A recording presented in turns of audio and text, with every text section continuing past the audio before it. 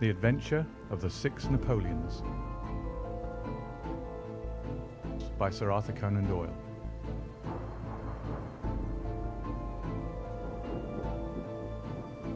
It was no very unusual thing for Mr. Lestrade of Scotland Yard to look in upon us of an evening, and his visits were welcome to Sherlock Holmes, for they enabled him to keep in touch with all that was going on at the police headquarters. In return for the news which Lestrade would bring, Holmes was always ready to listen with attention to the details of any case upon which the detective was engaged, and was able occasionally, without any active interference, to give some hint or suggestion drawn from his own vast knowledge and experience. On this particular evening, Lestrade had spoken of the weather and the newspapers. Then he had fallen silent, puffing thoughtfully at his cigar. Holmes looked keenly at him. "Anything remarkable on hand?" he asked. "Oh, no, Mr. Holmes. Nothing very particular."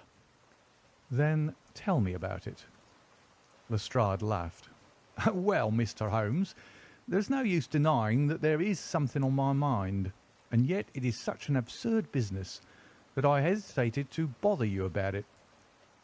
On the other hand, although it is trivial, it is undoubtedly queer, and I know that you have a taste for all that is out of the common. But in my opinion, it comes more in Dr. Watson's line than ours." "Disease?" said I. "Madness, anyhow. And a queer madness, too.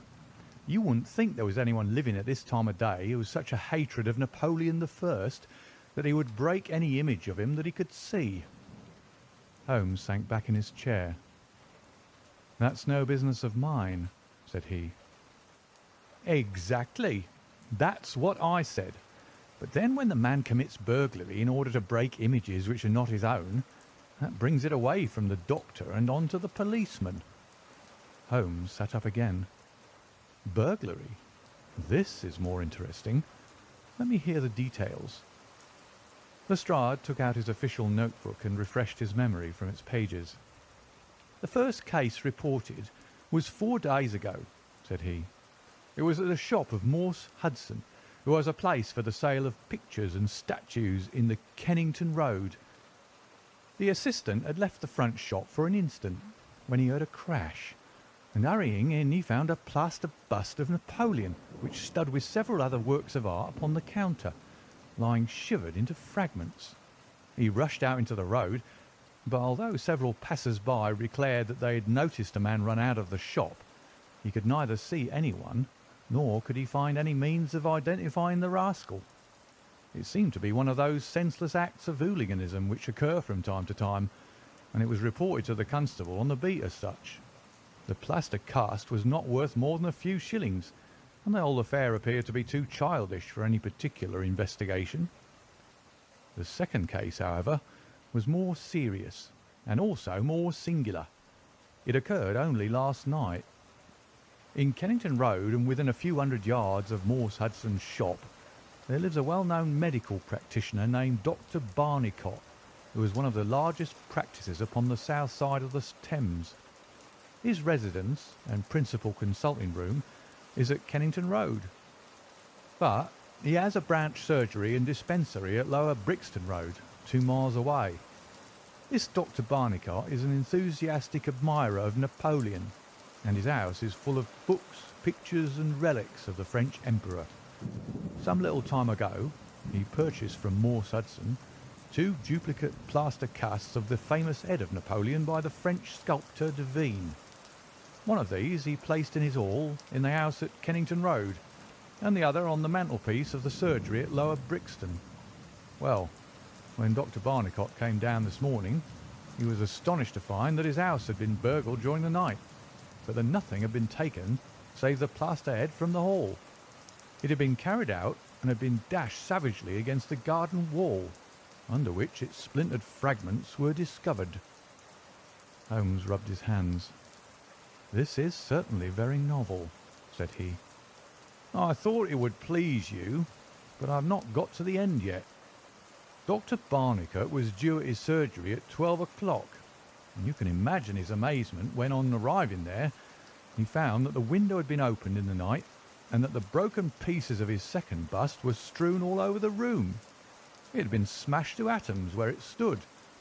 In neither case were there any signs which could give us a clue as to the criminal or lunatic who'd done the mischief.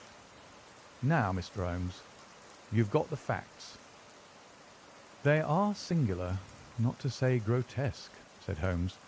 "May I ask whether the two busts smashed in Dr. Barnicot's rooms were the exact duplicates of the one which was destroyed in Morse Hudson's shop?"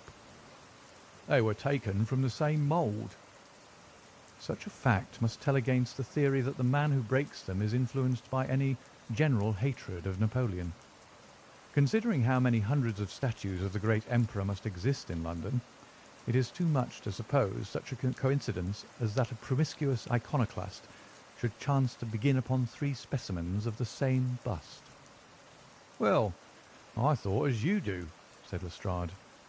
"On the other hand, this Morse Hudson is the purveyor of busts in that part of London, and these 3 were the only ones which had been in his shop for years. So, although, as you say, there are many hundreds of statues in London, it is very probable that these 3 were the only ones in that district. Therefore, a local fanatic would begin with them. What do you think, Dr. Watson?" "There are no limits to the possibilities of monomania," I answered. "There is the condition which the modern French psychologists have called the idée fixe, which may be trifling in character and accompanied by complete sanity in every other way. A man who had read deeply about Napoleon, or who had possibly received some hereditary family injury through the Great War, might conceivably form such an idée fixe, and under its influence be capable of any fantastic outrage."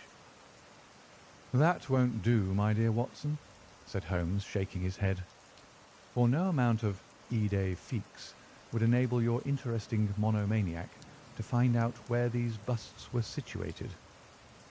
"Well, how do you explain it?" "I don't attempt to do so.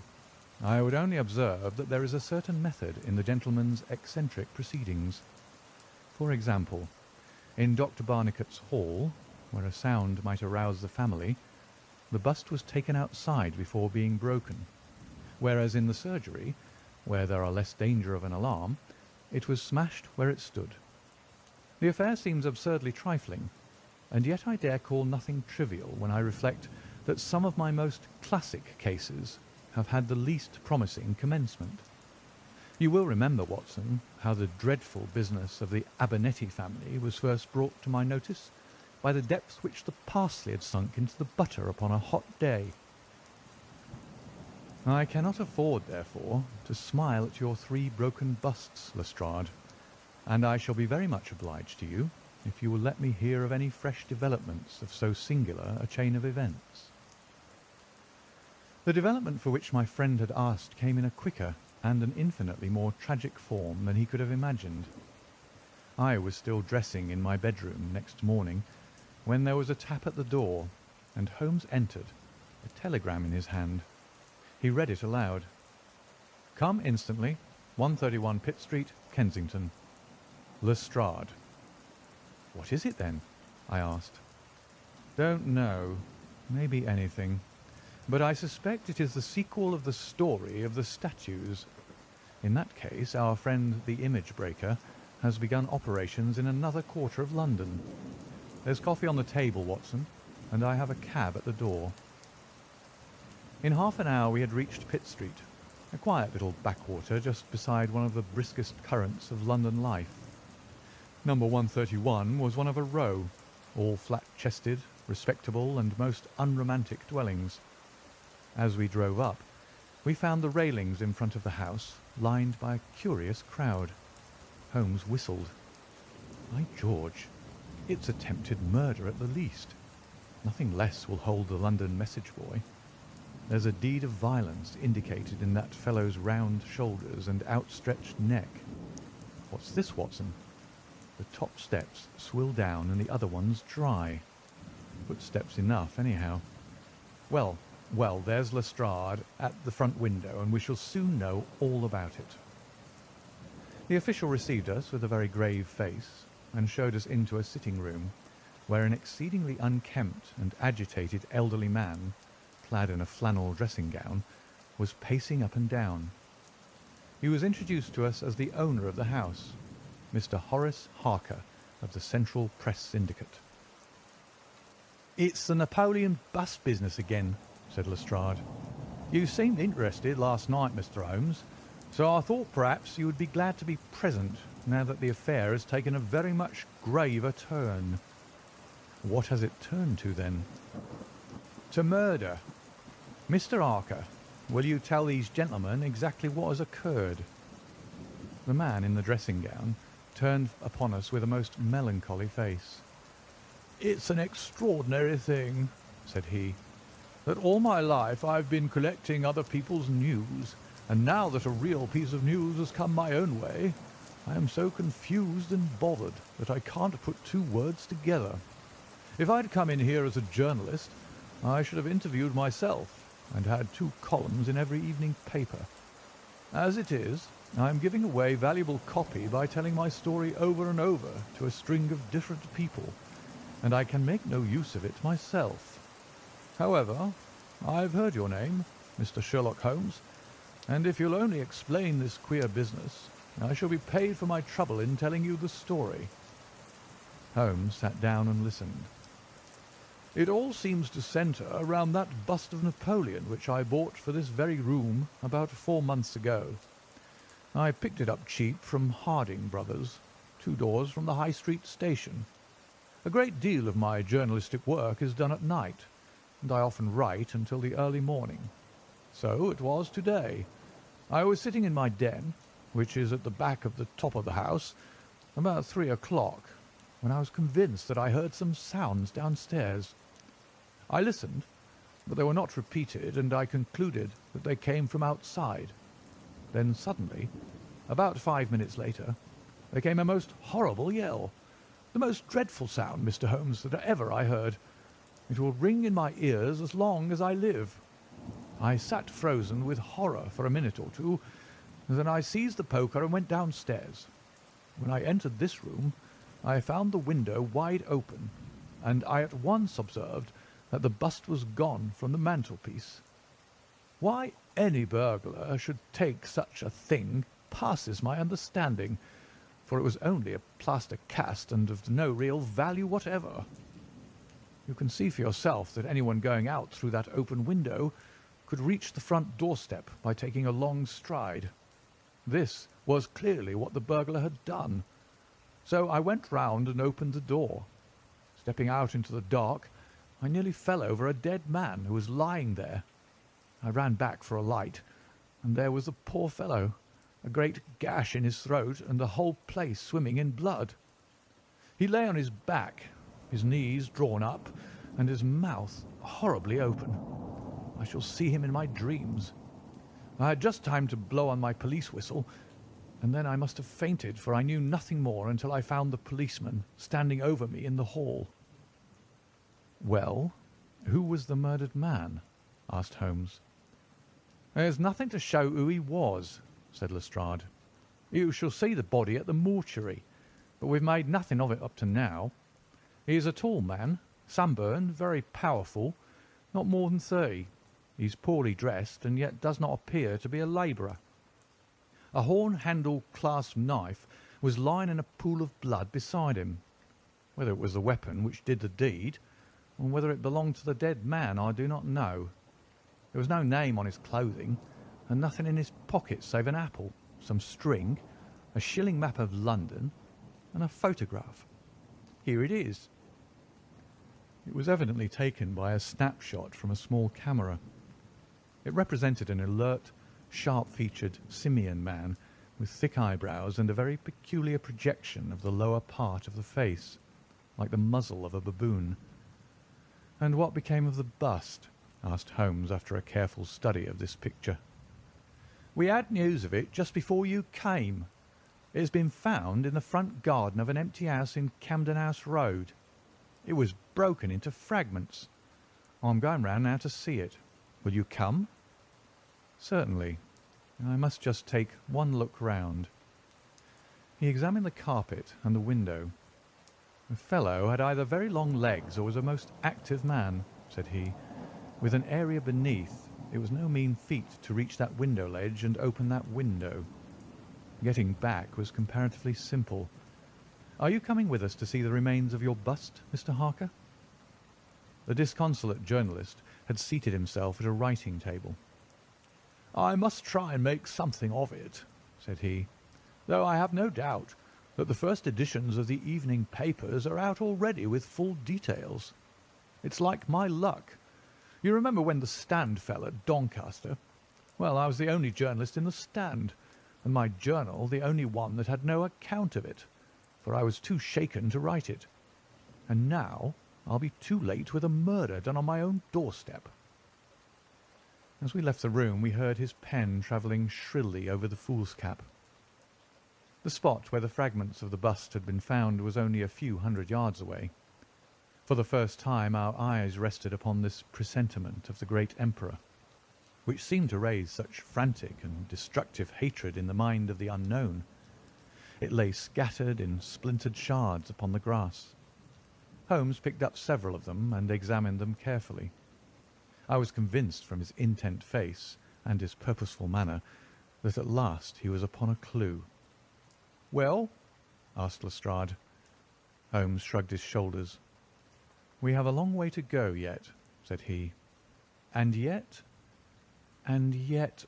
well, we have some suggestive facts to act upon.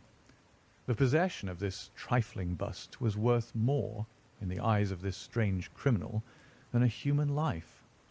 That is one point. Then there is a singular fact that he did not break it in the house or immediately outside the house, if to break it was his sole object. He was rattled and bustled by meeting this other fellow. He hardly knew what he was doing. Well, that's likely enough, but I wish to call your attention very particularly to the position of this house, in the garden of which the bust was destroyed. Lestrade looked about him. It was an empty house, and so he knew that he would not be disturbed in the garden. Yes, but there is another empty house farther up the street which he must have passed before he came to this one. Why did he not break it there, since it is evident that every yard that he carried it increased the risk of someone meeting him? "I give it up," said Lestrade. Holmes pointed to the street lamp above our heads. He could see what he was doing here, and he could not there. That was his reason. "By Jove, that's true," said the detective. "Now that I come to think of it, Dr. Barnicot's bust was broken not far from his red lamp. Well, Mr. Holmes, what are we to do with that fact? To remember it, to docket it. We may come on something later which will bear upon it. What steps do you propose to take now, Lestrade?" "The most practical way of getting at it, in my opinion, is to identify the dead man. There should be no difficulty about that. When we've found out who he is and who his associates are, we should have a good start in learning what he was doing in Pitt Street last night, and who it was who met him and killed him on the doorstep of Mr. Horace Harker. Don't you think so?" "No doubt, and yet it is not quite the way in which I should approach the case." "What would you do, then?" "Oh, you must not let me influence you in any way. I suggest that you go on your line and I on mine. We can compare notes afterwards, and each will supplement the other." "Very good," said Lestrade. "If you are going back to Pitt Street, you might see Mr. Horace Harker. Tell him from me that I have quite made up my mind, and that it is certain that a dangerous, homicidal lunatic with Napoleonic delusions was in his house last night. It will be useful for his article." Lestrade stared. "You don't seriously believe that?" Holmes smiled. "Don't I? Well, perhaps I don't, but I'm sure that it will interest Mr. Horace Harker and the subscribers of the Central Press Syndicate.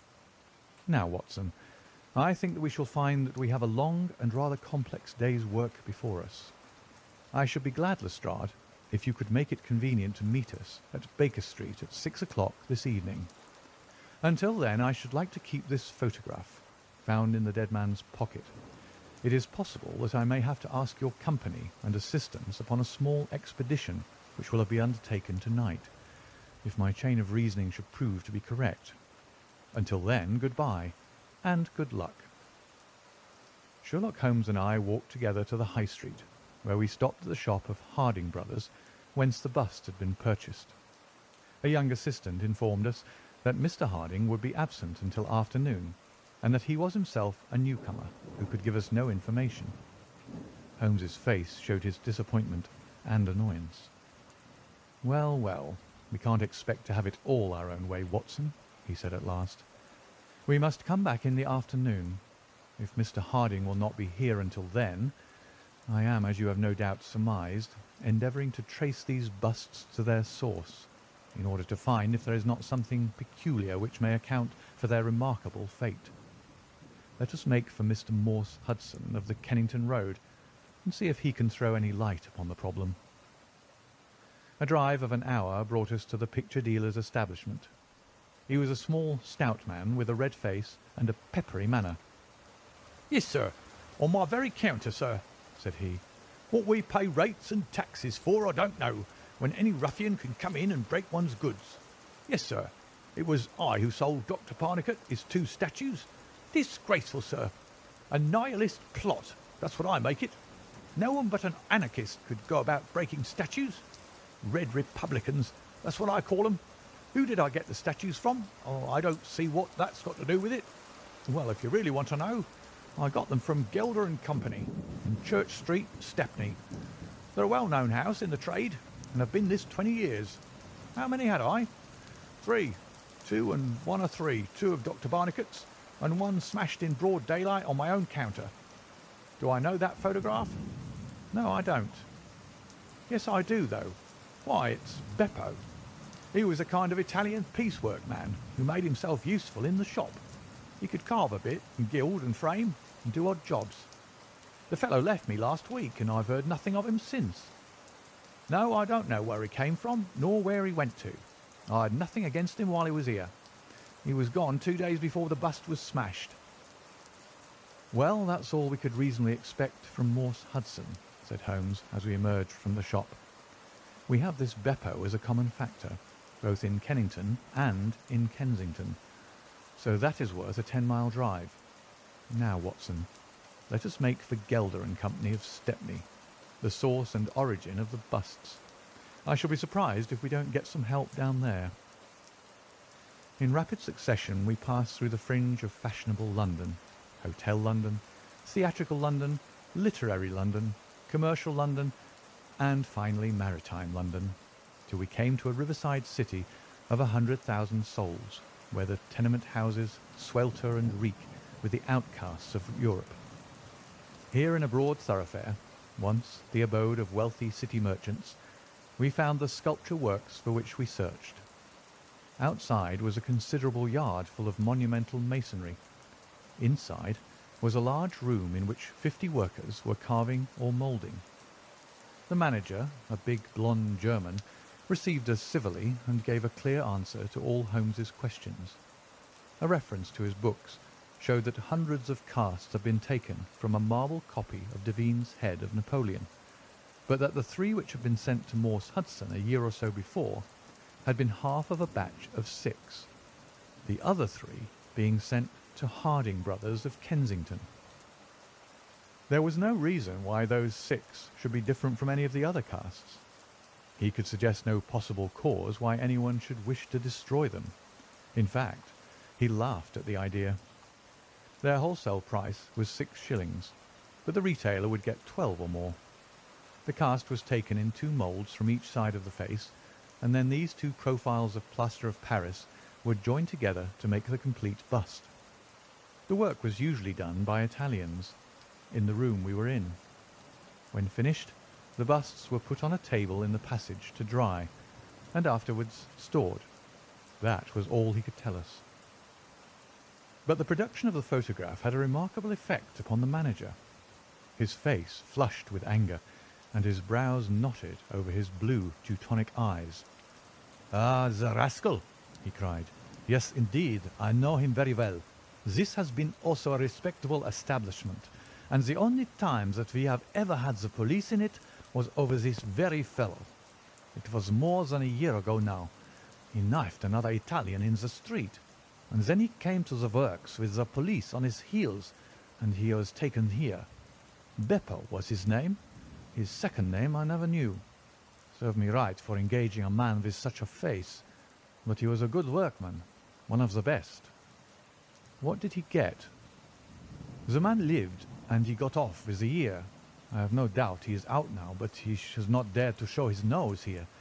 We have a cousin of his here, and I dare say he could tell you where he is." "No, no," cried Holmes. "Not a word to the cousin. Not a word, I beg of you. The matter is very important, and the farther I go with it, the more important it seems to grow. When you referred in your ledger to the sale of those casts, I observed that the date was June 3rd of last year. Could you give me the date when Beppo was arrested?" "I could tell you roughly by the pay list," the manager answered. "Yes," he continued, after some turning over of the pages. "He was paid last on May 20th. "Thank you," said Holmes. "I don't think that I need intrude upon your time and patience any more." With a last word of caution that he should say nothing as to our researches, we turned our faces westward once more. The afternoon was far advanced before we were able to snatch a hasty luncheon at a restaurant. A newsbill at the entrance announced "Kensington outrage murder by a madman," and the contents of the paper showed that Mr. Horace Harker had got his account into print after all. 2 columns were occupied with a highly sensational and flowery rendering of the whole incident. Holmes propped it against the cruet stand and read it while he ate. Once or twice he chuckled. "This is all right, Watson," said he. "Listen to this.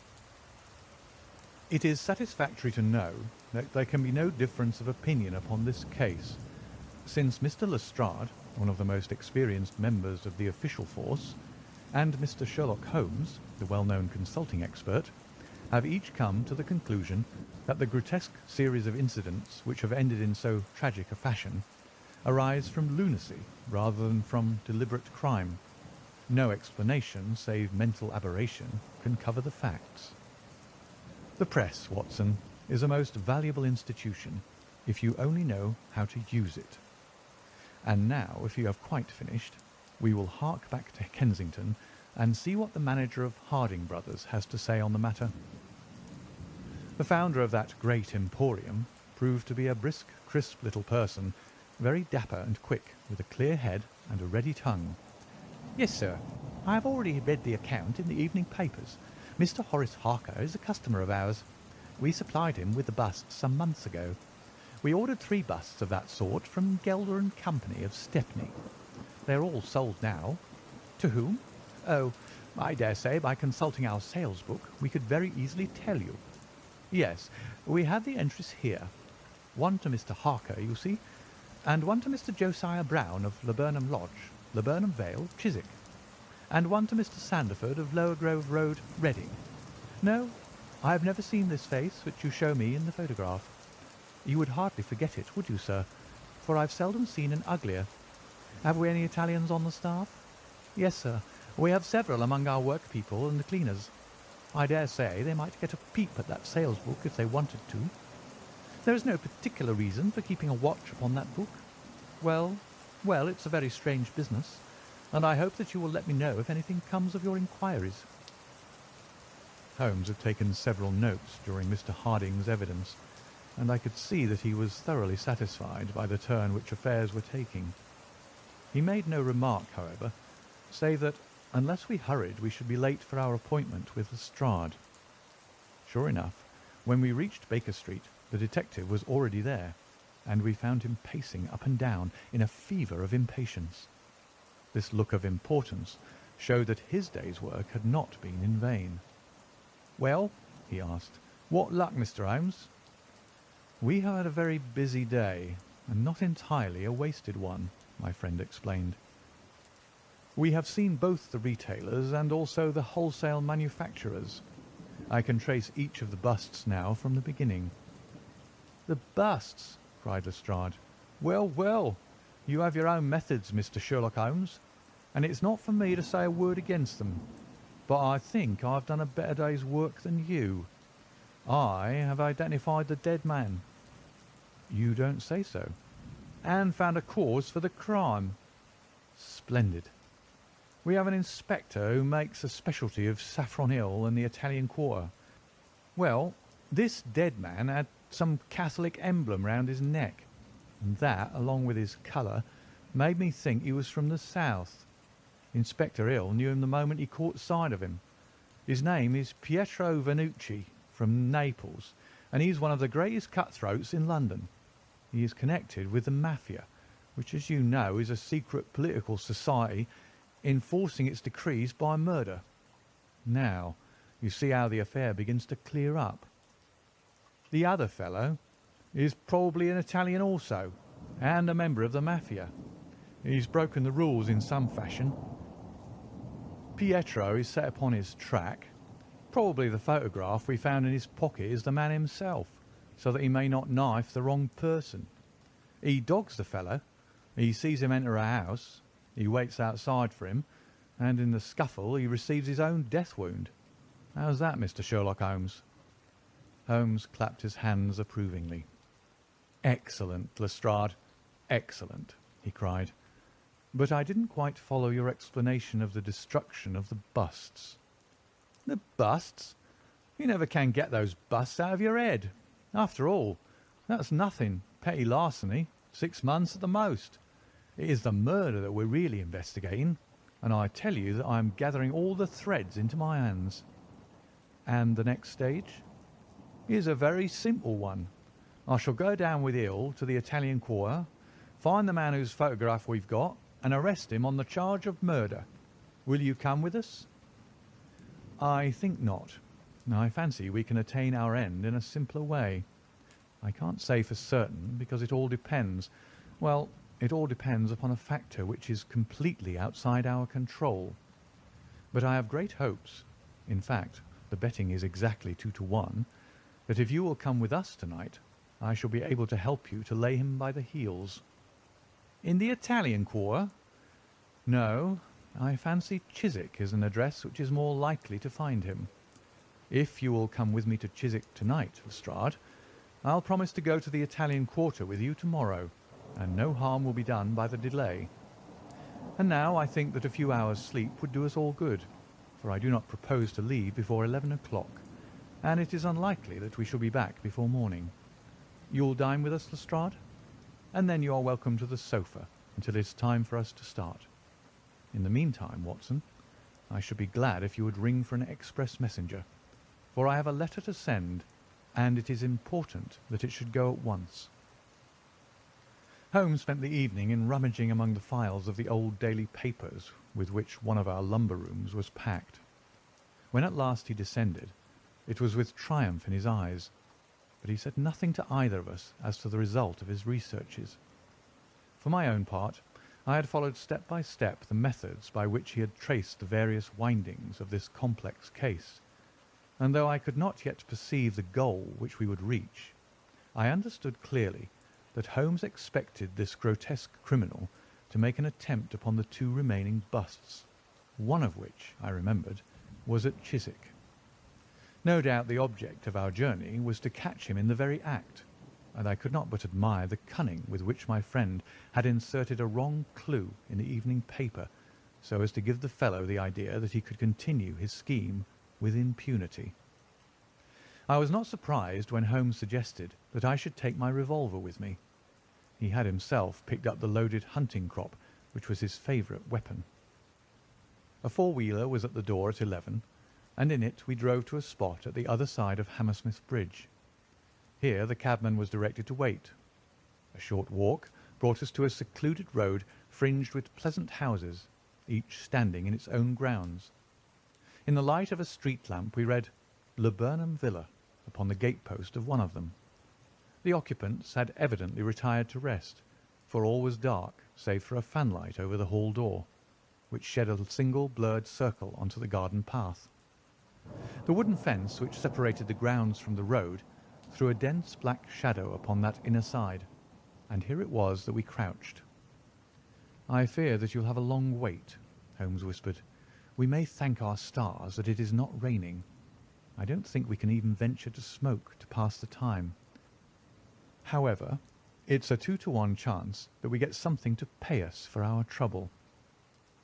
It proved, however, that our vigil was not to be so long as Holmes had led us to fear, and it ended in a very sudden and singular fashion. In an instant, without the least sound to warn us of his coming, the garden gate swung open, and a lithe, dark figure, as swift and active as an ape, rushed up the garden path. We saw it whisk past the light thrown from over the door and disappear against the black shadow of the house. There was a long pause, during which we held our breath, and then a very gentle creaking sound came to our ears. The window was being opened. The noise ceased, and again there was a long silence.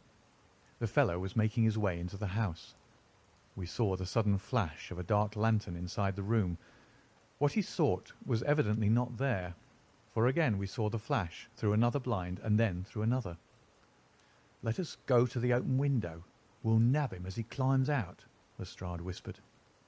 But before we could move, the man had emerged again. As he came out into the glimmering patch of light, we saw that he carried something white under his arm. He looked stealthily all around him. The silence of the deserted street reassured him. Turning his back upon us, he laid down his burden, and the next instant there was the sound of a sharp tap followed by a clatter and rattle. The man was so intent upon what he was doing that he never heard our steps as we stole across the grass plot. With the bound of a tiger, Holmes was on his back, and an instant later Lestrade and I had him by either wrist, and the handcuffs had been fastened. As we turned him over, I saw a hideous, sallow face with writhing, furious features glaring up at us, and I knew that it was indeed the man of the photograph whom we had secured. But it was not our prisoner to whom Holmes was giving his attention.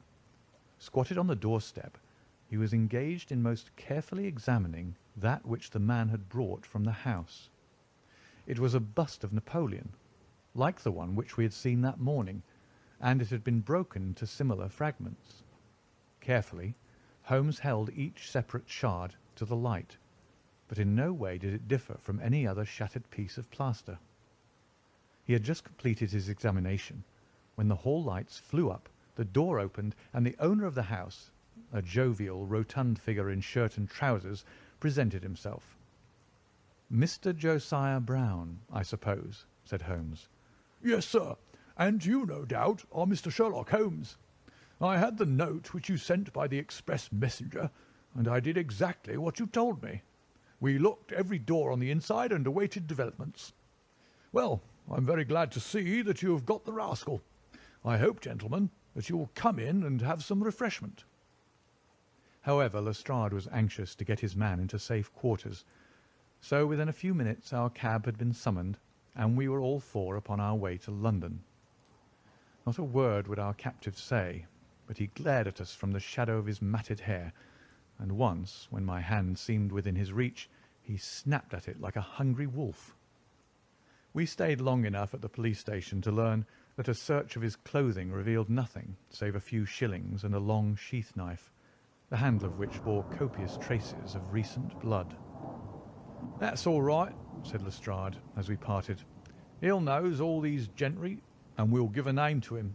You'll find that my theory of the Mafia will work out all right, but I'm sure I'm exceedingly obliged to you, Mr. Holmes, for the workmanlike way in which you've laid hands upon him.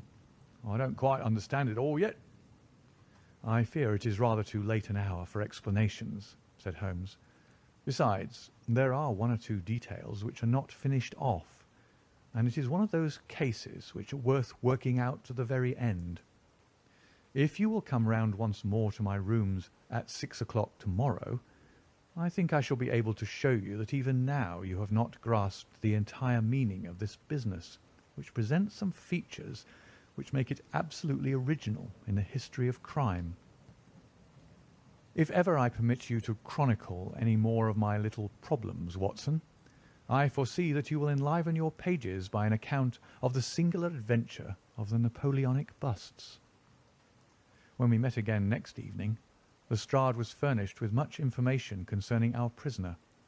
His name, it appeared, was Beppo, second name unknown.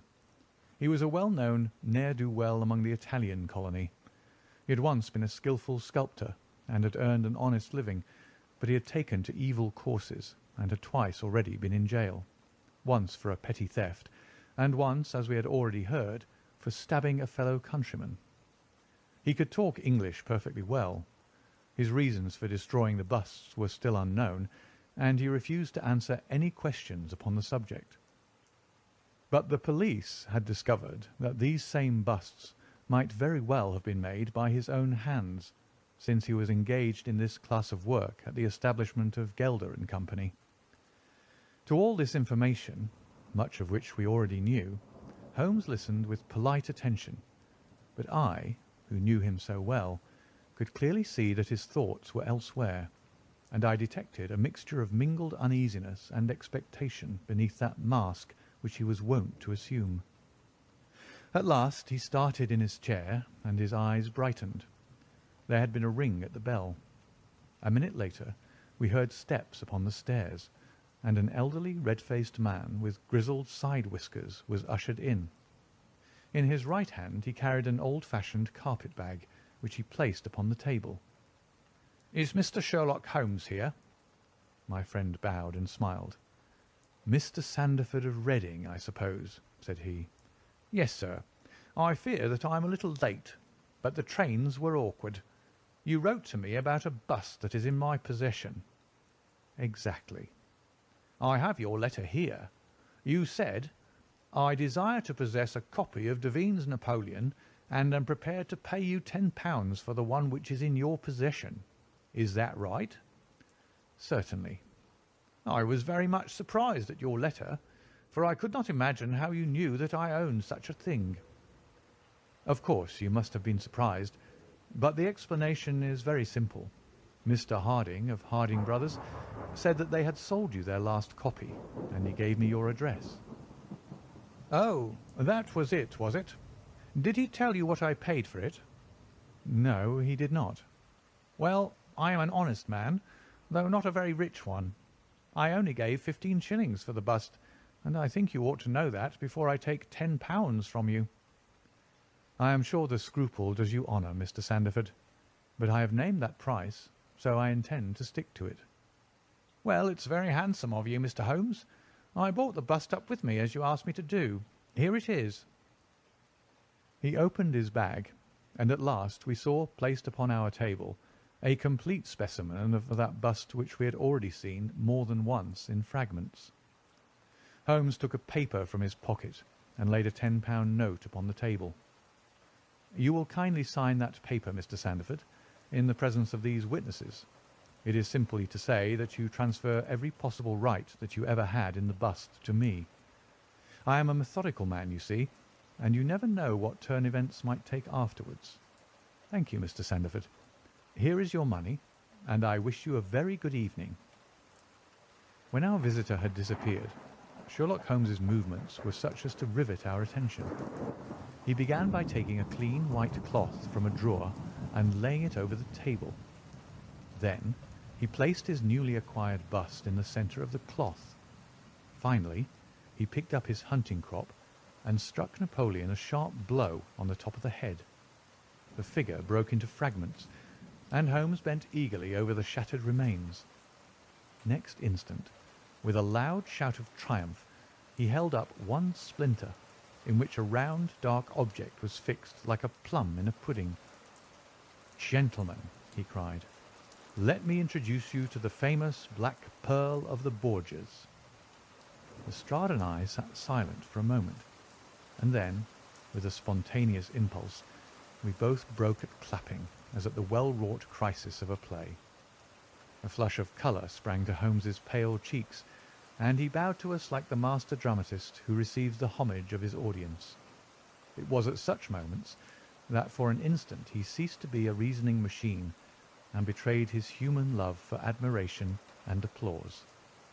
The same singularly proud and reserved nature which turned away with disdain from popular notoriety was capable of being moved to its depths by spontaneous wonder and praise from a friend.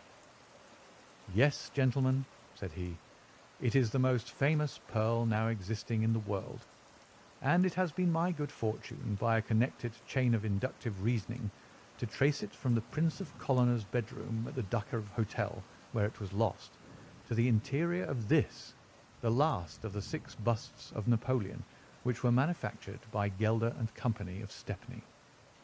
You will remember, Lestrade, the sensation caused by the disappearance of this valuable jewel, and the vain efforts of the London police to recover it.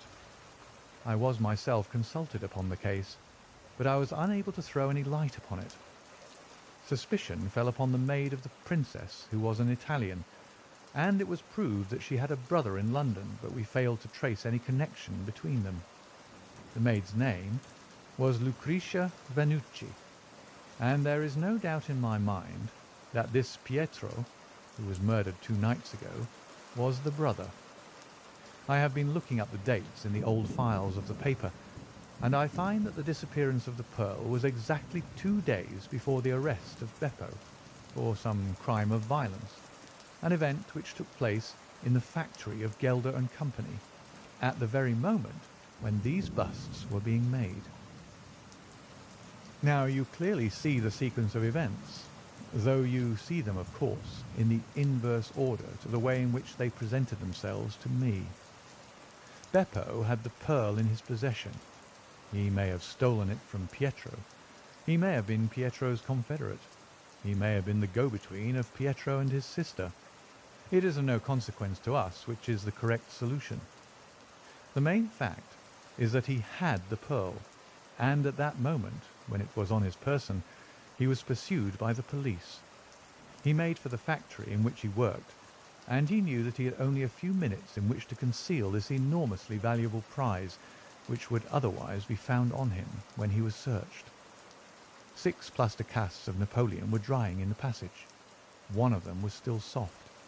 In an instant, Beppo, a skilful workman, made a small hole in the wet plaster, dropped in the pearl, and with a few touches covered over the aperture once more. It was an admirable hiding place. No one could possibly find it. But Beppo was condemned to a year's imprisonment, and in the meanwhile his 6 busts were scattered over London. He could not tell which contained his treasure. Only by breaking them could he see.